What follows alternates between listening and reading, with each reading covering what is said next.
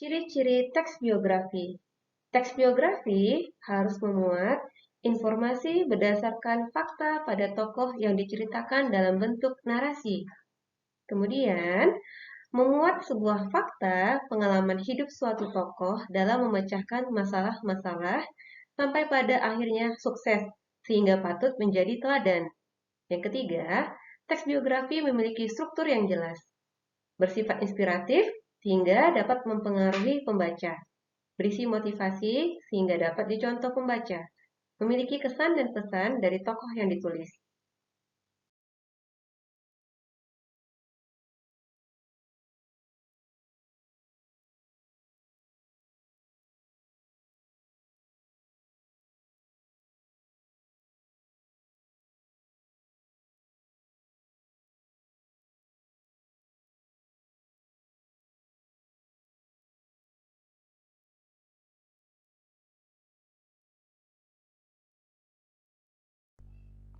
Presiden ketiga Republik Indonesia, Baharudin Yusuf Habibie, lahir di Parepare, Sulawesi Selatan pada 25 Juni 1936.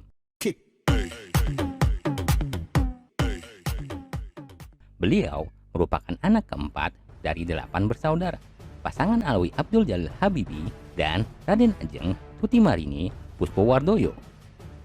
Masa kecil Habibie dilalui bersama saudara-saudaranya di Parepare, Sulawesi Selatan.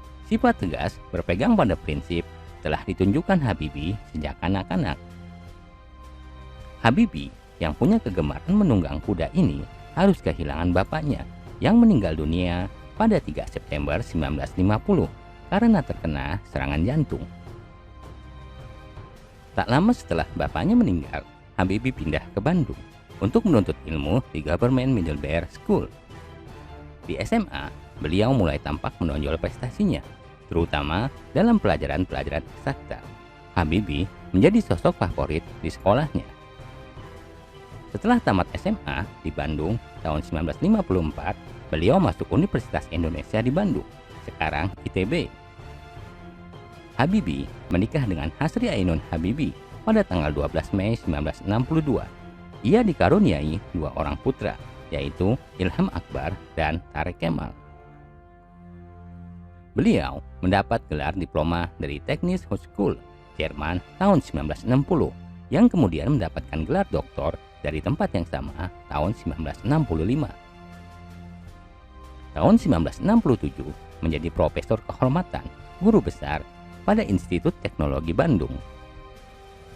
Habibie hanya setahun kuliah di ITB Bandung, 10 tahun kuliah hingga meraih gelar doktor konstruksi pesawat terbang di Jerman dengan predikat summa cum laude.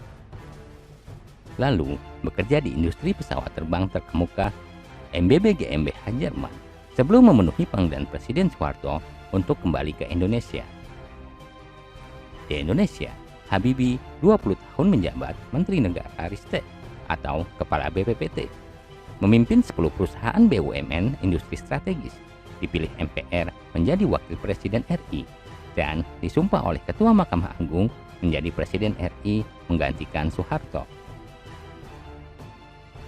Soeharto menyerahkan jabatan presiden itu kepada Habibie berdasarkan pasal 8 Undang-Undang Dasar 1945. Sampai akhirnya Habibie dipaksa pula lengser akibat referendum Timur Timur yang memilih merdeka. Pidato pertanggungjawabannya ditolak MPR RI. Beliau pun kembali menjadi warga negara biasa, kembali pula hijrah bermukim ke Jerman. Namun, pada era kepresidenan SBY, Habibie kembali aktif sebagai penasehat presiden dalam rangka mengawali proses demokrasi di Indonesia melalui organisasi yang didirikannya, yaitu Habibie Center. Ia juga aktif kembali di Partai Golkar sebagai ketua Dewan Penasehat. Pada tanggal 22 Mei 2010, Habibie harus kehilangan sang istri akibat kanker ovarium yang dideritanya. Sebagai bentuk kecintaan Habibie kepada mendiang istrinya, ia menulis sebuah buku bertajuk Habibie dan Ainun setebal 323 halaman yang kemudian diangkat ke film layar lebar dengan judul yang sama. Habibie meninggal dunia di RSPAD Gatot Subroto pada tanggal 11 September 2019 pukul 18.05 karena gagal jantung Sebelumnya, Habibie telah menjalani perawatan intensif sejak 1 September 2019. Sebelum dimakamkan, pada malam hari, jenazah B.J. Habibie dibawa dari RSPAD menuju ke kediaman Habibie Ainun di Jalan Patra Kuningan untuk disemayamkan. Ia kemudian dimakamkan di samping istrinya, yaitu Hasri Ainun Besari, di Taman Makam Pahlawan Kalibata tanggal 12 September 2019 pukul 14.00. Upacara pemakaman dihadiri oleh Presiden Republik Indonesia Joko Widodo sebagai inspektur upacara.